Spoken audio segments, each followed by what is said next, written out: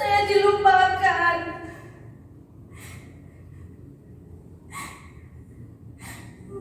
Sudah berapa lama saya di sini? Saya tidak tahu. Sudah berapa lama saya disiksa macam binatang? Saya juga tidak tahu. Apa saya binatang?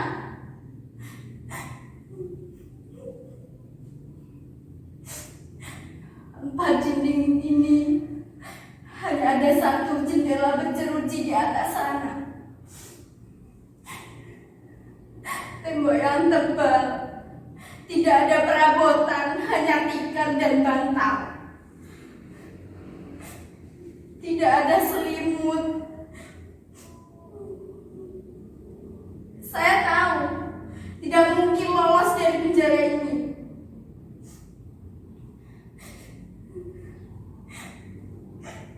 Mustahil saya selamat jika tidak ada mukjizat.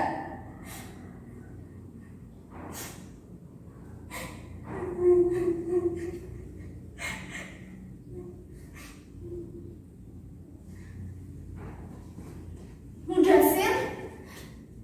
Kamu Mudasir? Bagaimana caranya kamu masuk kamar ini? Mudasir, kenapa? Tidak kenal saya lagi? Saya Atika, istrimu. Dulu kamu mengantar saya ke Jakarta.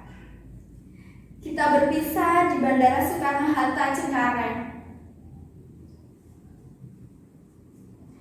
Kamu cerita di surat, setelah mengantar saya, kamu langsung pulang kampung mengurus sawah.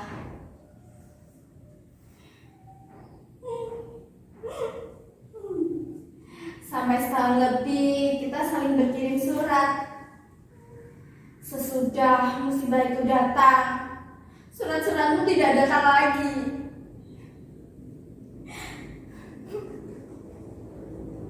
Jangan pergi, Mudasir.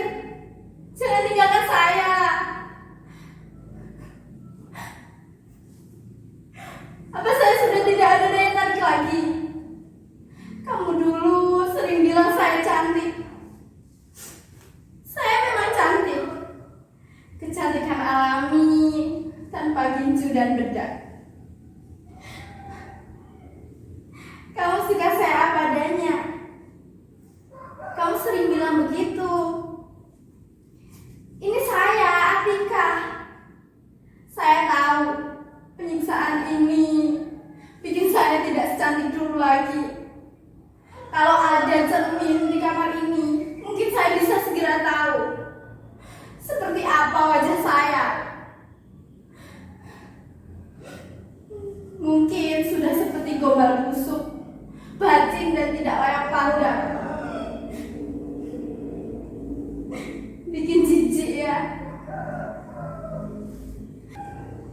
Mudasir, tolong keluarkan saya dari tempat ini, lalu kita pulang kampung bersama.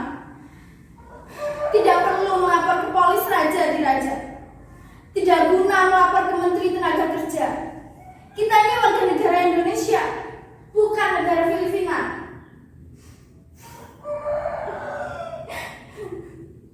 Beruntunglah mereka yang berasal dari Filipina.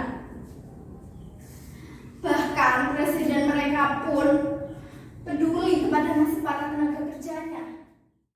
Kita, kalau banyak uang diperas tulang sumsum.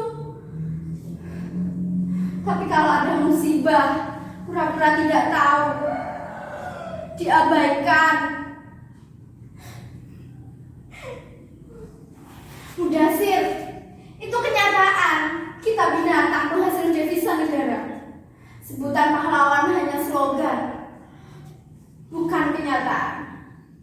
Cuma khayalan para birokrat yang baru menduduki kursi jabatan agar terlihat bekerja di mata atasan. Sudahlah Mudasir, bicara tentang kekacauan penanganan terhadap TKW seperti saya selalu bikin dada seketika sesak. Lebih sesak lagi dada kita, karena kenyataan yang terang benderang itu tidak pernah diakui sebagai kenyataan. Mengapa?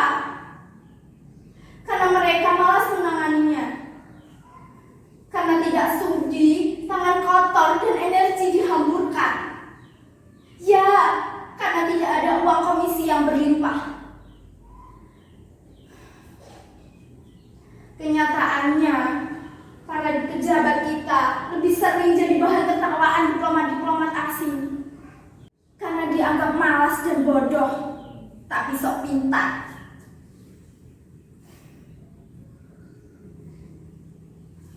Mudasir, kemarilah. Kenapa diam saja di situ?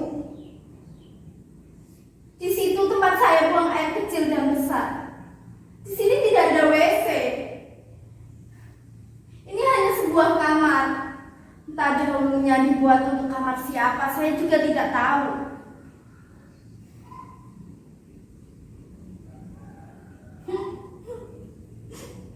Mengapa saya disekap di kamar ini, saya juga tidak tahu.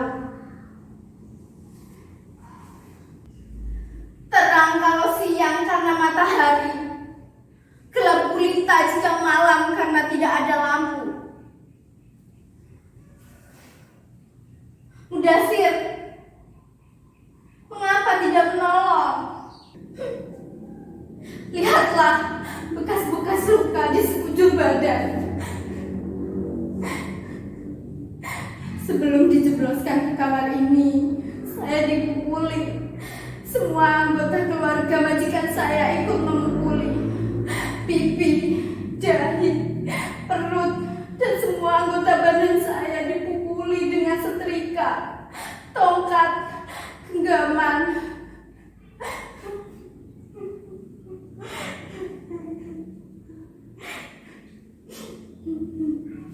Anggota tubuh saya menjadi bulan-bulanan mereka.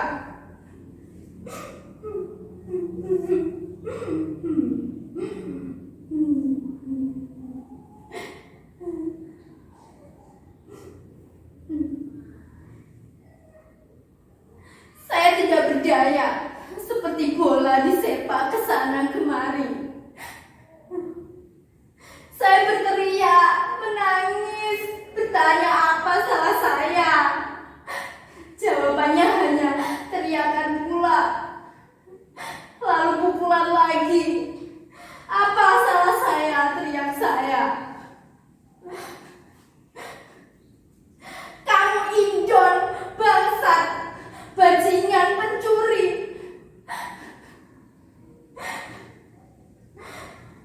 Maling tidak tahu diri, katanya. Kata-kata diteriakkan berulang kali kepada saya.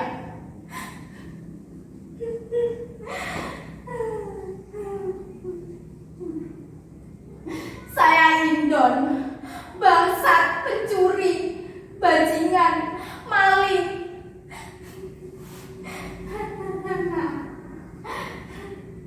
Apa salah saya? Demi Tuhan, saya tidak mencuri.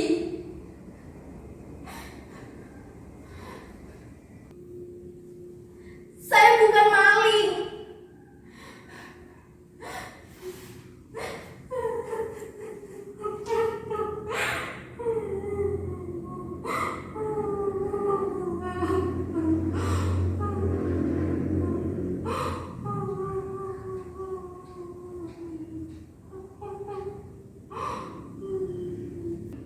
Tidak ada sidang yang berani membela saya.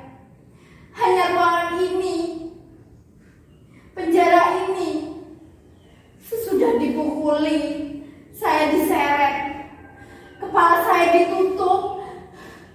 Setelah itu saya dimasukkan ke kamar ini. Penutup kepala dibuka dan pintu dikunci.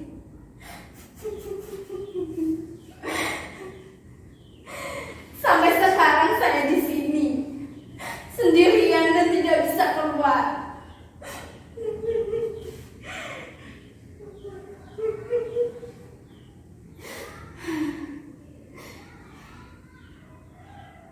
Tapi Mudasir, demi Tuhan, saya bekerja. Saya memperoleh upah karena saya bekerja.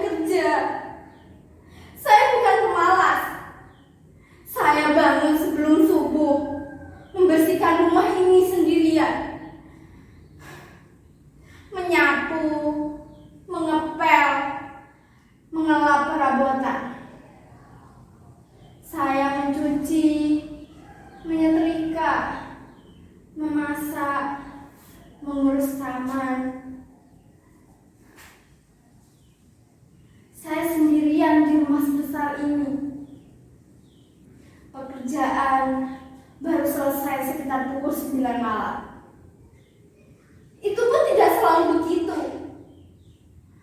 Jika ada tamu, saya memasak hingga malam jika ingin makan.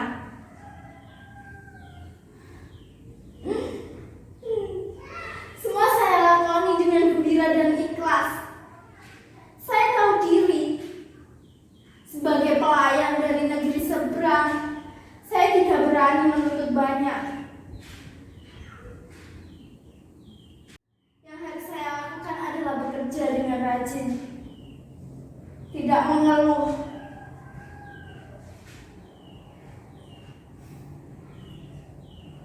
Semua kondisi saya terima. Pada bulan ke-13, suatu malam, majikan lelaki mendatangi saya ke kamar. Keadaannya di rumah sebesar ini hanya ada kami berdua. Dia masuk kamar lalu menutup pintu. Buru-buru saya duduk di kepala ranjang. Dia menatap saya dengan diam. Lalu saya membalas tatapannya dengan curiga. Sebagai perempuan, naluri saya bilang, ada sesuatu yang tengah menggoda majikan saya. Saya mulai ketakutan. Keringat mengucur deras.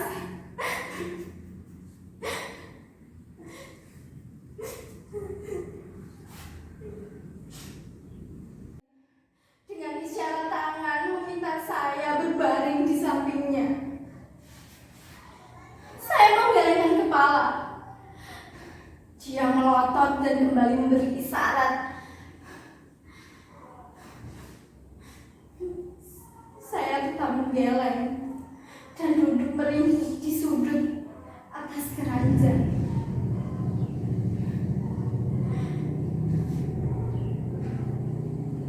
Dia bangkit. Saya pikir dia ingin menerkam saya. Saya sudah siaga. Jika saja dia mulai mendekati saya akan memukulnya dengan apa saja. Tapi untunglah hal itu tidak terjadi.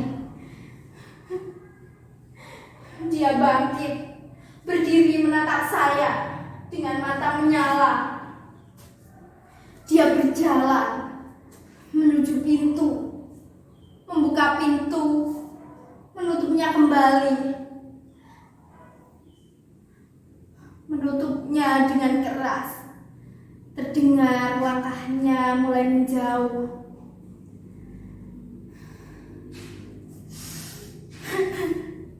Saya menghela nafas,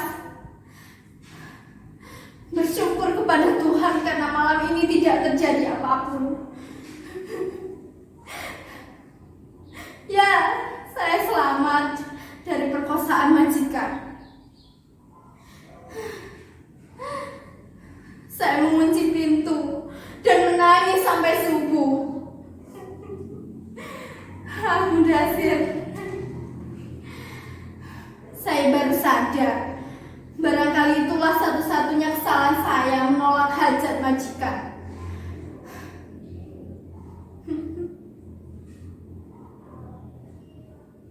Karena itu saya dipukuli, ditendang, dan disiksa macam begini. Siksaan memang tidak segera saya alami. Maksud saya, sampai bulan ke-15, keadaan masih saja berjalan normal. Tapi, pada bulan ke-16, majikan lelaki saya mulai mengeluh kehilangan uang. Dan siapa lagi yang disalahkan kalau bukan saya?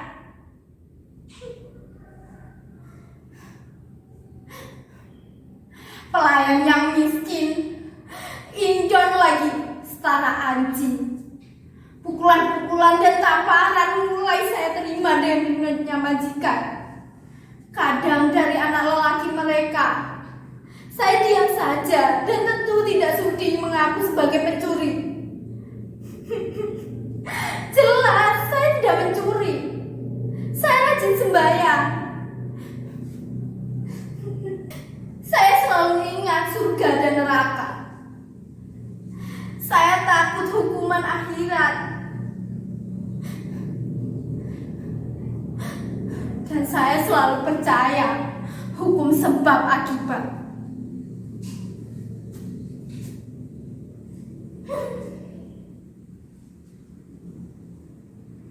Pada bulan ke-16, nasib saya ditentukan. Anak lelaki majikan mengaku kehilangan uang. Begitu juga anak perempuannya. Kali ini jumlahnya banyak. Sayalah itu, kambing hitam yang harus menanggung akibat. Ya, saya dipukuli lagi, bertubi-tubi dengan setrikaan panas. Karena waktu itu saya sedang menyetrika. Saya berteriak kesakitan. Dan di hari itu saya dihajar, diseret, disekap di kamar ini. Memang aneh. Ya, penyiksaan ini sungguh aneh. Tidak jelas konsepnya. Tapi saya mengalaminya.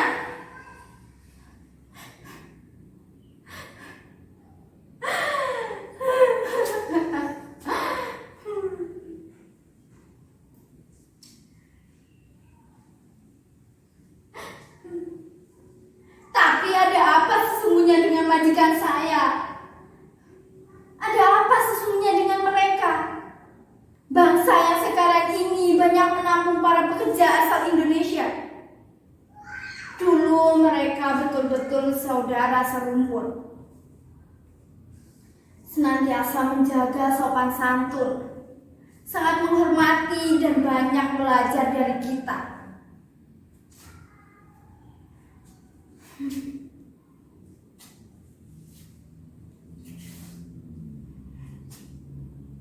Tapi sekarang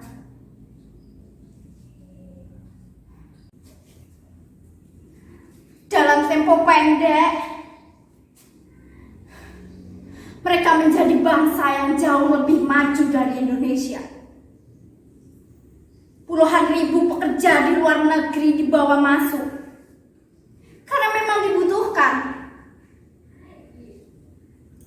Tapi pekerjaan kasar bukan lagi bagian negara ini. Para imigranlah yang mengerjakan. Sukses bertubi-tubi, bikin percaya diri mereka semakin besar. Semuanya dengan sangat yakin diaku sebagai milik mereka. Kini mereka ibarat orang kaya baru yang yakin bisa membeli apa saja dengan uang.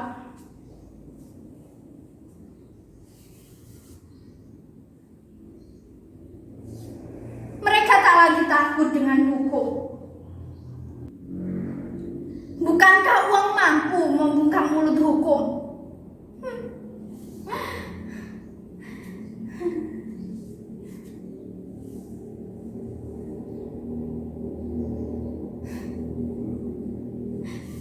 Mudasir, kenapa diam saja? Saya butuh kamu. Jangan tinggalkan saya di sini sendirian.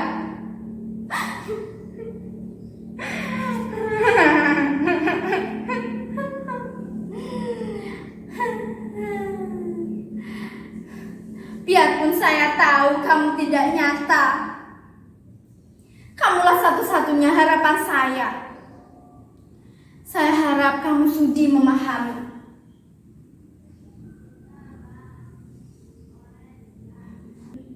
Tidak mungkin di negeri sendiri saya mampu menghasilkan uang sebanyak yang saya dapatkan di negeri ini.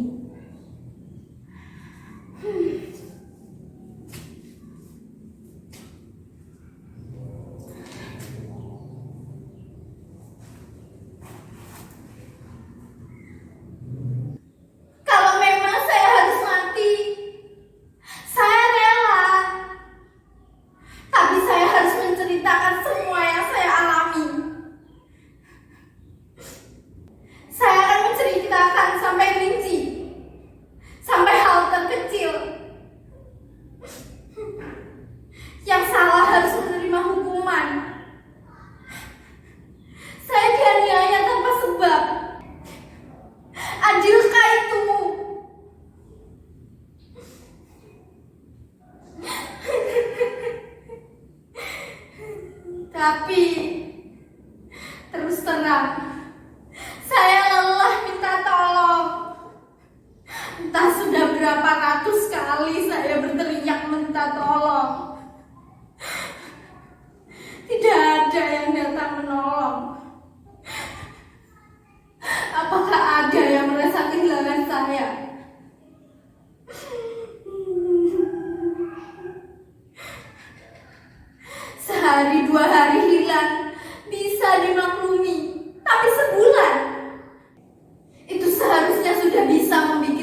juga.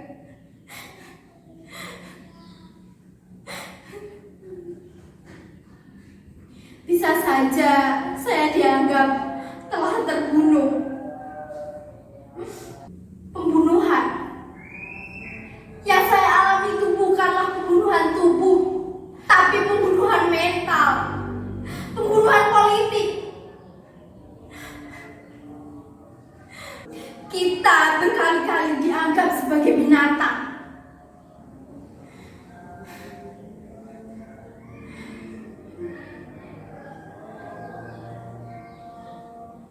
Tidak punya wibawa.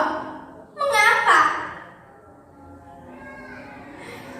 Agar rasa percaya diri hilang dan kita dipaksa merasa sebagai bangsa pelayan,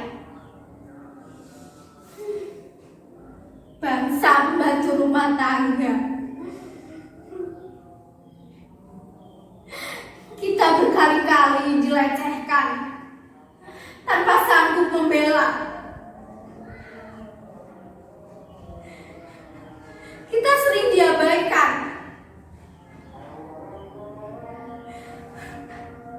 Jadi bahan tertawaan.